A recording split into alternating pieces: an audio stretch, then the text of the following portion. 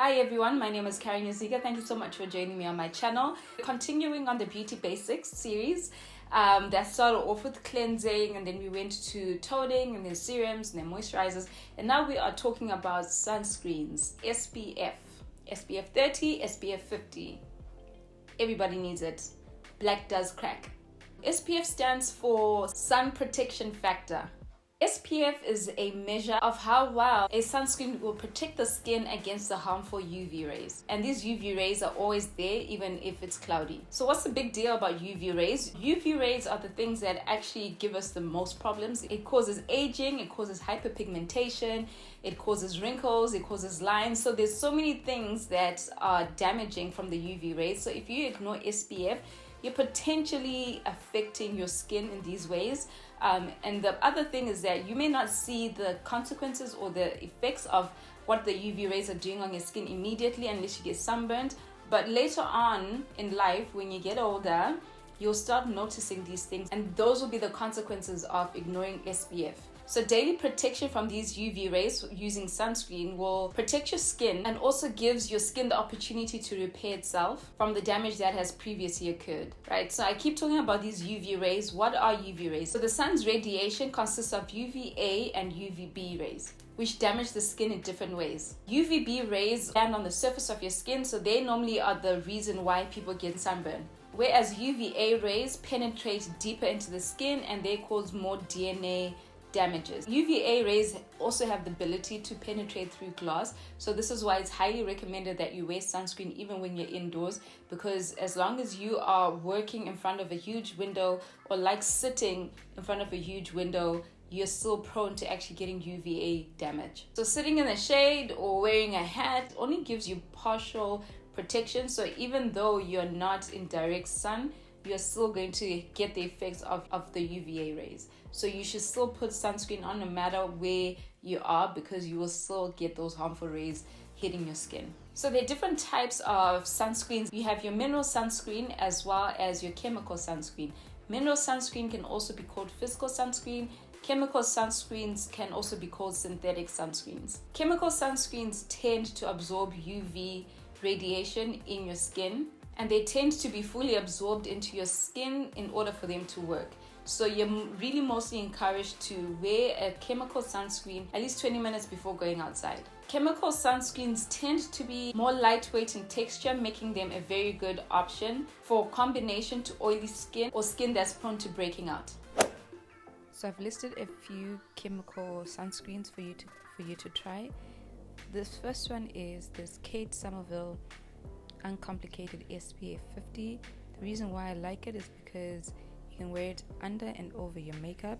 It also has a mattifying finish and blurs out the appearance of imperfections for a soft focus effect. It also has hyaluronic acid, which means it will boost your skin's hydration levels. Next we have the Supergoop sunscreen. It's great for all skin types, as well as it being mattifying, so it's non-greasy and won't leave that white foam over your face. The great thing about it as well is that it's got a velvety texture and works well with most foundations. This Flesh sunscreen is kind of new on the block. It's infused with glycerine, pomegranate and honey extract. It's also lightweight and also fast absorbing. It is great under your makeup, so it won't make you feel cakey. It's also oil free. Next we have the sunscreen from Krave. It's formulated with beetroot extract, allantoin, as well as a few great antioxidants that are great to neutralize free radicals. So the most common type of sunscreen right now is your mineral or your physical sunscreen. This category has titanium dioxide as well as zinc oxide as ingredients. What the mineral sunscreen does is that it works to reflect UV radiation as it hits your skin. And the great thing about mineral sunscreens is that they work pretty much immediately, so you don't have to wait like you do when you wear a chemical sunscreen. You can apply it and immediately leave your house or go outside. But just a rule of thumb, just apply your sunscreens 20 minutes before you're leaving, whether it's chemical or whether it is a mineral sunscreen. If you have sensitive skin, then mineral sunscreens are probably the best option for you because they cause the least irritation between the two types. So the disadvantage of mineral sunscreens is that they tend to sit on top of your skin, so that means they might not blend well with every foundation. So the reason why a lot of people shy away from wearing sunscreen is because they don't know if it's going to leave a white film or white cast, that bluish gray undesirable look or finish. And that's because the sunscreen that you would have tried would have zinc oxide or titanium dioxide, which are the two ingredients that we now know are in physical and mineral sunscreens. So these mineral sunscreens that I've picked out for you will definitely not leave a white cast on your skin. So I make sure that I carefully picked and selected sunscreens that every skin tone can use, that won't leave that undesirable white cast that I've just mentioned. First, we have this Ultrasun tinted anti-pigmentation SP50, and the reason why I like it is because it's designed to help protect against the development of dark spots, pigmentation, and uneven skin tone. The great ingredient in this SPF is actinica, which is a natural enzyme that protects the skin from the effects of UVA. So this natural enzyme gives you a brighter complexion and helps reduce the appearance of existing pigmentation. So the next one we have is Isdin sunscreen. So this one is great because it's also very lightweight, but it has maximum coverage. The great thing about it is it also has antioxidants, so it helps to reverse the damage already caused to the skin. So this next one is a SQUALANE and ZINC sheer mineral sunscreen. The great thing about it again is that it doesn't leave a white cast at all.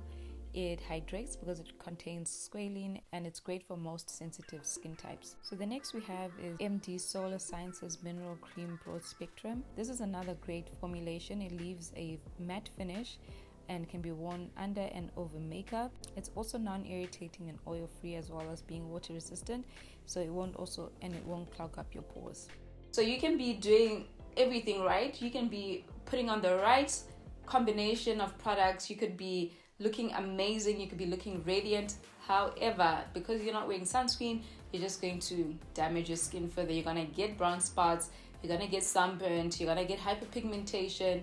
Yeah, it's not a good look. So you might as well just do the right thing and seal all of that goodness with an SPF. And another thing about hyperpigmentation and sun, if you don't put on a sunscreen, you're actually going to cause your hyperpigmentation to get worse, and that's what you don't want. So I have a lot of people who DM me and they're talking about how their blemishes or their acne scars are getting darker, and they want to fix that, but they don't know how to do that. And the first thing I always ask them is, are you wearing a sunscreen?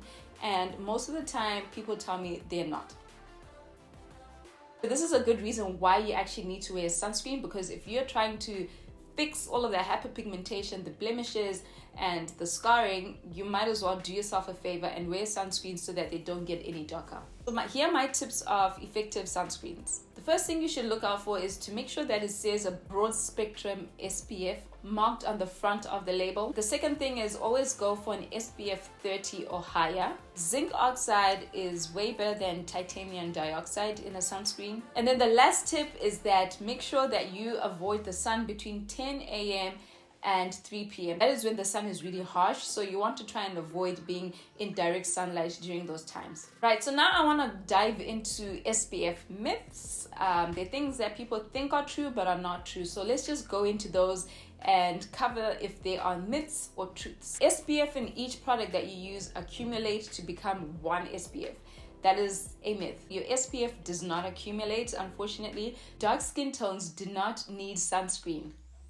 Myth. That's a huge lie. We might not burn as easily as people with fair skin complexions, but we will still see and experience the effects of UVA rays. Sunscreen does not expire, okay? That is another myth, because formulations do expire. SPF in your moisturizer is enough. No, that is not true. That is definitely another myth, because you need to really apply a lot of the product in order for you to get the coverage. So rule of thumb is that the amount of SPF you need is about a teaspoon size. So imagine putting a teaspoon amount of foundation on your skin in order to get enough coverage, and on top of that it's only SPF 15 most of the time. So you should still have an SPF that is dedicated to just protecting your skin, so just a standalone SPF product. SPF 60 is twice as good because it's double the strength of an SPF 30. That's a myth. So SPF 30 blocks about 97%, SPF 50 only blocks 98%, and SPF 100 only blocks 99%. So you only have just a percentage difference. So don't fall into the marketing gimmicks of higher SPF giving you tremendously more coverage. Now I want to share how to apply your SPF. SPF should only be worn in the morning and throughout the day. You should apply your sunscreen as the last step of your skincare routine. Make sure that you apply it after your skincare routine, before your foundation routine. So apply your moisturizer or your face oil, and then apply your sunscreen, and then apply your primer and your foundation and all of that. If you're outdoors all the time, then you have to reapply your sunscreen every 2 hours, because like we mentioned before, sunscreen does degrade throughout the day as it's exposed to the sun. So if you have to apply it after every 2 hours and you have makeup and you don't want to, have to redo your makeup, there are some spraying sunscreens that you can use and powder sunscreens that you can use. I've not used a powder sunscreen before, so I'm not really sure how effective that is, but they are trying to be more conscious about what people need. So they are coming out more with spray sunscreens that you can just spray over your face and still have the full coverage that you need without tampering with your makeup. If you are going to be spending your time indoors like we are during quarantine, then the SPF that you apply in the morning should be able to last you throughout the day. Right guys, so that is the end of my video. I hope you found it very informative once again. Please do let me know which sunscreen that you are using or the one that you love right now. I'd love to hear what you guys are using, as well as any of your recommendations. If you haven't subscribed to my channel, please do, because I'll be diving into more of skincare and helping you guys with your skincare routines, and I'll be dabbling in with a little bit more of hair care videos. So do subscribe. Yeah, so that is it guys. That is the end of this video. I will see you in my next video. Bye.